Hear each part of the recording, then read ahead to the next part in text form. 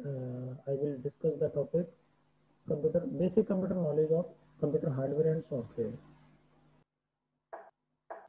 Let's start. What is the computer and what is the hardware and what is the software?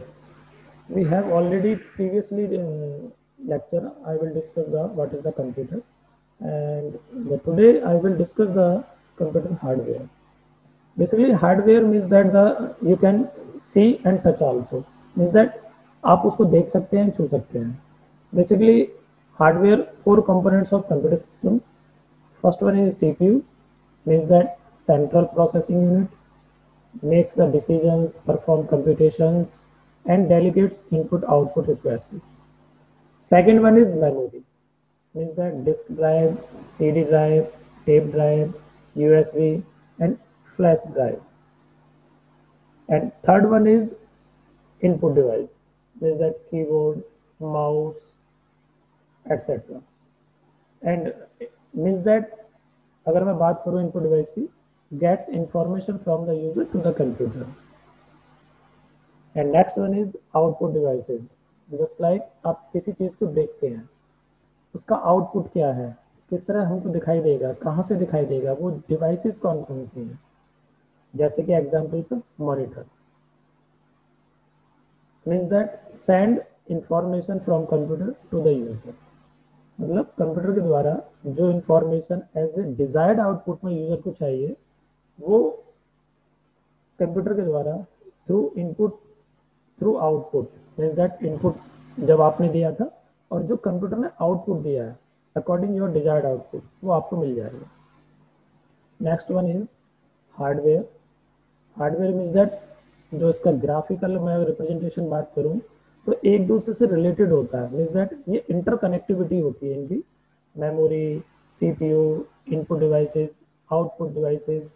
अब इनका अलग अलग role होता है. जैसे कि इनपुट डिवाइसेस की अगर मैं बात करूंगा, बेसिकली इनपुट डिवाइसेस जो हम कंप्यूटर को सबसे पहले देते हैं, जो कंप्यूटर उसको समझता है, उसके बाद जो आउटपुट आता है, मीन्स दैट जो आउटपुट आता है वो आउटपुट डिवाइसेस के थ्रू आता है. लेकिन इनपुट आउटपुट के बीच में जो मेमोरी सीपीयू होता है, इनका बहुत बड़ा रोल होता है. रोल मीन्स दैट जैसे सीपीयू की बात करूं, सेंट्रल प्रोसेसिंग यूनिट, आपने किस तरह का डाटा दिया है. डाटा मीन्स दैट जो आपको as a desired put output चाहिए, उसके बेस पर सीपीयू सेंट्रल प्रोसेसिंग यूनिट उसको एक्सेस करता है. अब उसमें मेमोरी का मतलब है कि मेमोरी किस टाइप की यूज हो रही है. अब वो मेन मेमोरी है या आपकी मेमोरी मतलब प्राइमरी मेमोरी है या सेकेंडरी मेमोरी है, जहां से वो डायरेक्टली इनडायरेक्टली अटैचमेंट होता है आपका. अब उसके बाद में ये सारी चीजें आप फिजिकली अगर देखना चाहो, जस्ट लाइक जैसे हार्डवेयर हम अभी डिस्कस कर रहे हैं, तो आप इजीली देख सकते हो. इजीली मीन्स दैट अगर उनको छूना चाहो, देखना चाहो, तो आप उसको कर सकते हो, महसूस कर सकते हो, देख सकते हो, हाथ में ले सकते हो, यानी फिजिकली उसको हम महसूस कर सकते हैं. Next topic is software. Basically software divided in two types, या उसको मैं बात करूं तो उसको हम दो भागों में कैटेगराइज कर सकते हैं. First one is system software, second one is application software. Let's start. We have discuss firstly application software. इसका मतलब क्या है, एप्लीकेशन सॉफ्टवेयर इसको क्यों बोला जाता है, why we called as application software. First one is, अगर मैं इसको डिस्कस करूं तो easy to use programs design to perform specific task. Means that जो एप्लीकेशन सॉफ्टवेयर होते हैं वो हमारे खुद के लिए होते हैं, जिससे हम खुद अपना पर्सनल वर्क, ऑफिशियल वर्क जो भी हमको असाइन होता है, उन एप्लीकेशन सॉफ्टवेयर की हेल्प से, यानी with the help of a particular application software we can produce a desired output. And second one is system software. Basically, system software are those software that support the execution and development of other programs. कहने का मतलब ये directly अगर मैं बात करूं तो जो इंटरनली सॉफ्टवेयर होते हैं, इंटरनली जो हार्डवेयर से रिलेटेड होते हैं, we are calling system software. जो डायरेक्टली मशीन यानी सीपीयू, मेमोरी, मदरबोर्ड, इनके अंदर जितने भी प्रोग्राम्स पहले से डिजाइन किए हुए होते हैं, उनको सिस्टम सॉफ्टवेयर में बोला जाता है. जैसे कि टू मेजर टाइप्स सॉफ्टवेयर में, ऑपरेटिंग सिस्टम्स, सेकंड में ट्रांसलेशन सिस्टम. ऑपरेटिंग सिस्टम तो नॉर्मली आप भी जानते होंगे या सुना भी होगा कि किस ऑपरेटिंग सिस्टम पे आप काम कर रहे हैं, वो किस टाइप से बना है, क्या है, तो हम बेसिकली नाम से जानते हैं। लेकिन ट्रांसलेशन सिस्टम ये इंटरनली होता है। जैसे कि हम कुछ इनपुट देते हैं तो कंप्यूटर डायरेक्टली उसको अंडरस्टैंड नहीं करता। विद द हेल्प ऑफ, अगर मैं सीधा सीधा अगर एग्जाम्पल्स में उसको थोड़ा रिलेट करूँ, तो हमारी जितनी भी प्रोग्रामिंग लैंग्वेज है वो डायरेक्टली कंप्यूटर उसको अंडरस्टैंड नहीं करता, और वो अंडरस्टैंड करने के लिए with the help of compilers and linkers हमारे उसको हेल्प करते हैं, ताकि वो अंडरस्टैंडिंग हो जाए कंप्यूटर के बीच में, और वो जो भी इनपुट है वो आउटपुट में कन्वर्ट हो जाए। अगर मैं इसका बेसिकली डिजाइन की बात करूं, तो ये किस तरह से इसको रिप्रेजेंट किया जाता है, तो ये आपका एक स्लाइड है, इसमें आपको बेसिकली शेयर भी हो सकती है आगे में, अगर आप चाहोगे तो मैं कर सकता हूँ। तो मिडिल में आपके अगर देखा जाए तो हार्डवेयर होता है, उसके बाद में आपका सिस्टम सॉफ्टवेयर होता है। अगर मैं इसको राउंड राउंड के रूप में अगर बताना चाहूँ, तो बेसिकली जो कोर है वो हमारा हार्डवेयर है, हार्डवेयर के सराउंड यानी चारों तरफ सिस्टम सॉफ्टवेयर है, उसके सराउंड यानी अपर लेवल पे एप्लीकेशन सॉफ्टवेयर है, देन हम लोग यूजर होते हैं जिसको डायरेक्टली एक्सेस करते हैं with the help of input devices और आउटपुट डिवाइसेस।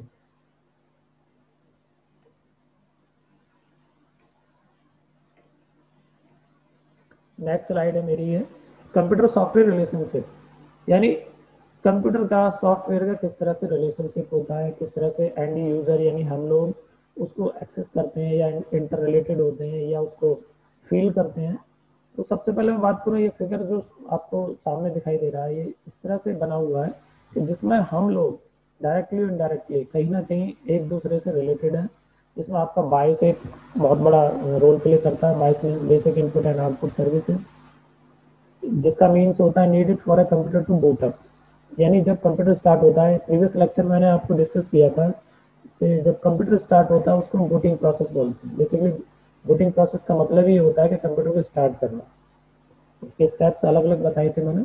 तो बाइस का मतलब वही होता है। बाइस में बहुत सारी सेटिंग्स भी होती हैं, इंटरनली सेटिंग्स, जिसको हम चेंज करके अपना पासवर्ड है, टाइमिंग है, और इसका बूटिंग प्रोसेस का बूट किससे करना है, स्टार्टिंग करना है यानी हार्ड डिस्क के साथ करना है या आपका सीडी रोम के साथ करना है, तो उसको हम सेट करते हैं।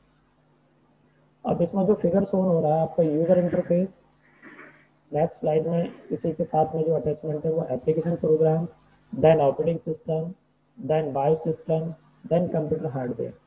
जो आपको ये जो एरो नजर आ रहे हैं, ये जो दिखाई दे रहा है वो आपको ये दिखाई दे रहा है कि ये इंटर रिलेटेड है, कोई भी ऐसा नहीं है कि डायरेक्टली रिलेटेड हो, इंटर रिलेटेड है। With the help of these inter relation we can produce a desired output.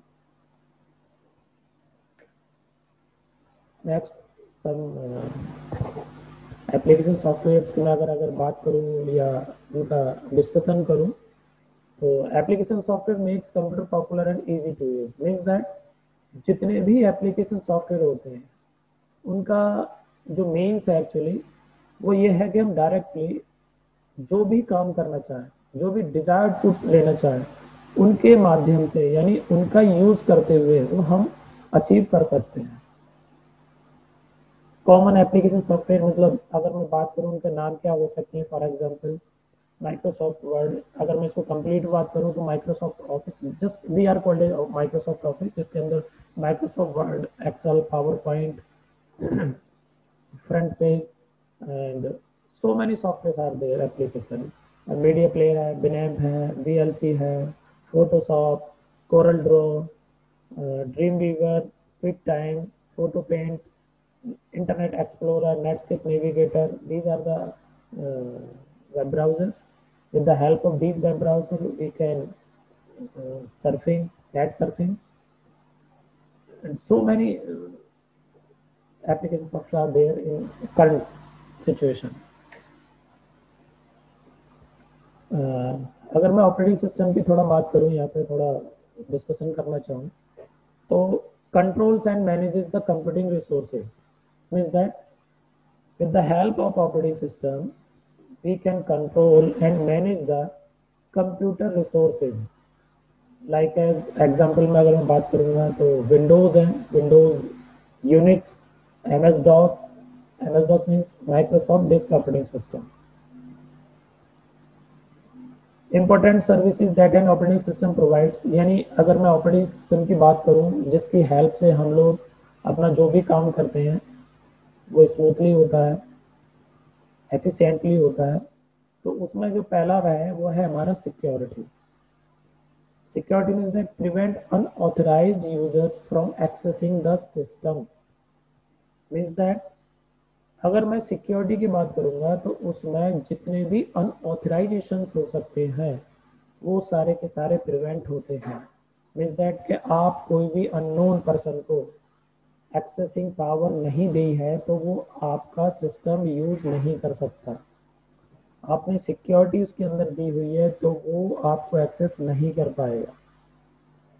जैसा छोटा सा एग्जांपल, अगर आप एटीएम की बात करो या सिस्टम की बात करो तो अगर आपने उसमें पासवर्ड यूज किया हुआ है तो जिस भी पर्सन को आप दोगे, अननोन पर्सन हो सकता है या नोन पर्सन हो सकता है, वो इजीली उसको एक्सेस कर लेगा। एक्सेस मीन्स दैट उसको स्टार्ट कर देगा, और जो भी डिलीट करना चाहे, वो जो भी आपको हानि पहुंचाना चाहे वो पहुंचा देगा। यानी आपकी जितनी इंपॉर्टेंट इंफॉर्मेशन हो सकती हैं, डाटा हो सकता है, फाइल्स हो सकते हैं, वो सारी की सारी आपकी परमानेंट डिलीट भी हो सकती हैं या हैक हो सकते हैं, यानी चोरी हो सकती है, स्टोल हो सकती हैं। नेक्स्ट है commands to manipulate the file system. और दूसरा, आपकी जितनी भी इंटरनल कमांड्स होती हैं सिस्टम की, जो फाइल सिस्टम होता है उनमें आपको मैनिपुलेट करने की पूरी पूरी आज़ादी होती है, क्योंकि वो हेल्प करता है आपका MS DOS, Microsoft disk operating system. Next, input and output on A variety of devices means that operating system के अंदर जितने भी इनपुट और आउटपुट डिवाइसेस हम एक्सेस करते हैं, यानी उनको यूज करते हैं, वो डिफरेंट डिफरेंट हो सकते हैं।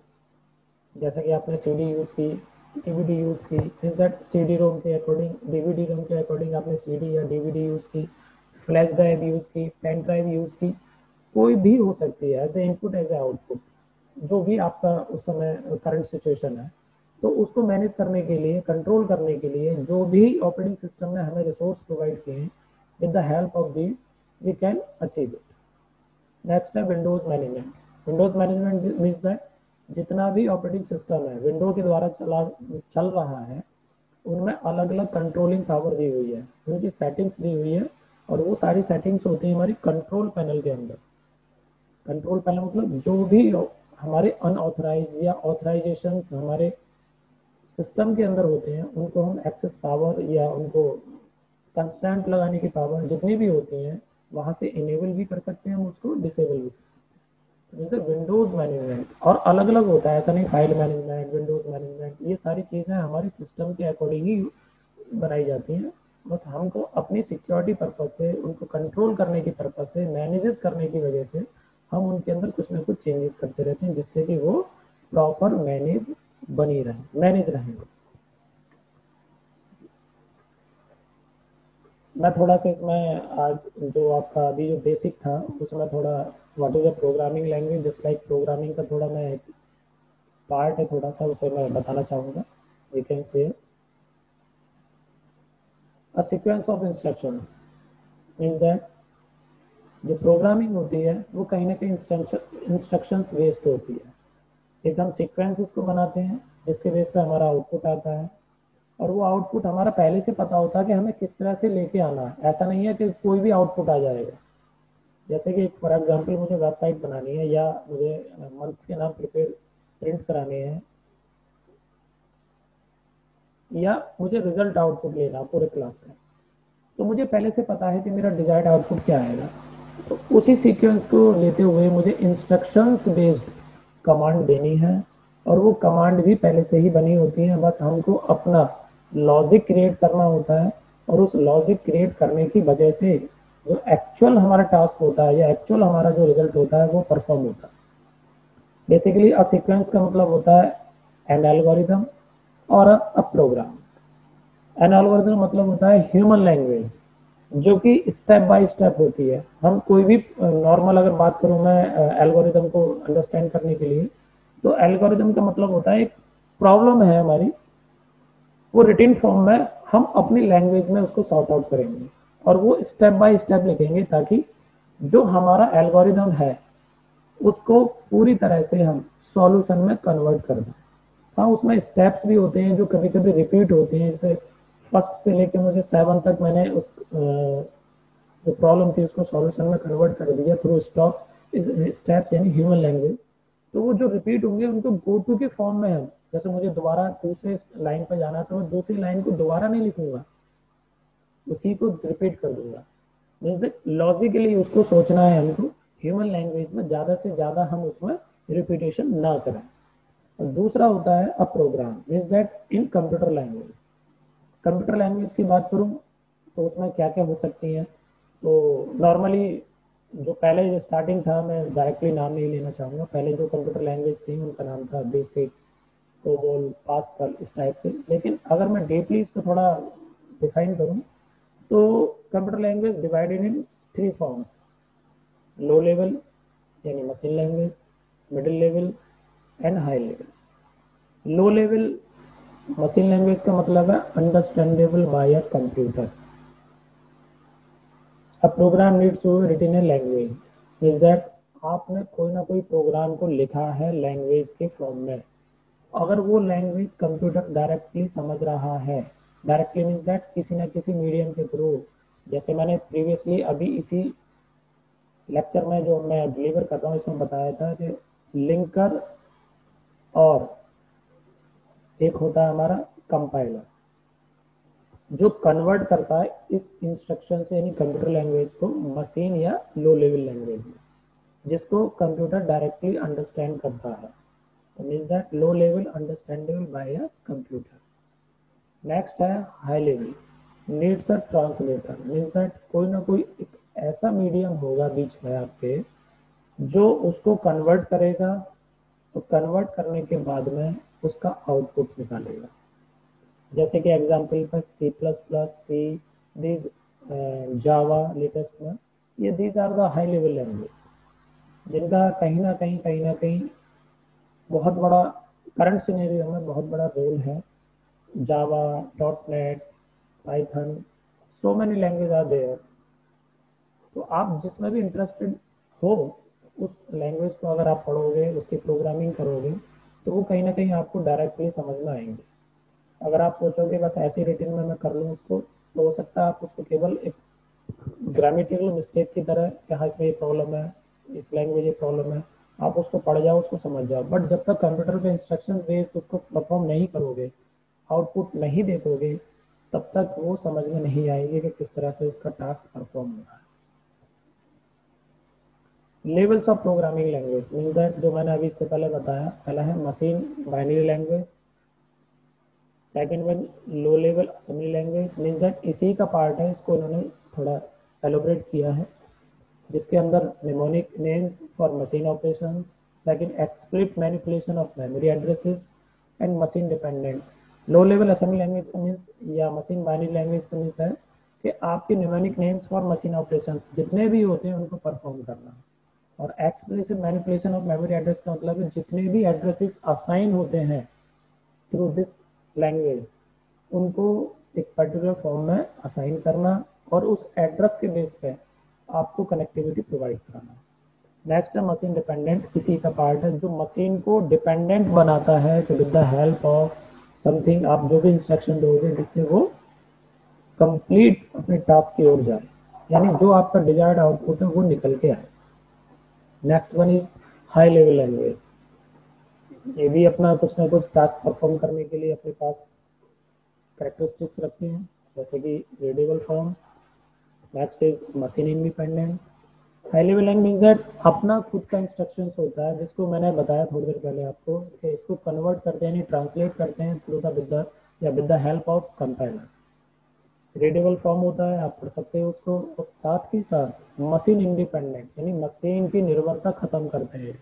आप जिस मशीन पर चाहो, करंट सिनेरियो की अगर मैं बात करूँ, we have talk about the right now, आप मशीन इंडिपेंडेंट का मतलब है जिस भी लैंग्वेज को, अगर आप प्लेटफॉर्म की बात करें यानी आप हार्डवेयर की बात करो, तो आप उसको रन कर सकते हो, एक्सेस कर सकते हो। ऐसा कोई भी मीडियम नहीं है कि आप पर्टिकुलर वो चीज़ लेके आओगे तभी ही चलेगा। मशीन इंडिपेंडेंट का मतलब है कि मशीन डिपेंडेंट नहीं है। आप जिस भी मशीन पे चलाना चाहो चल सकता है। Thank you.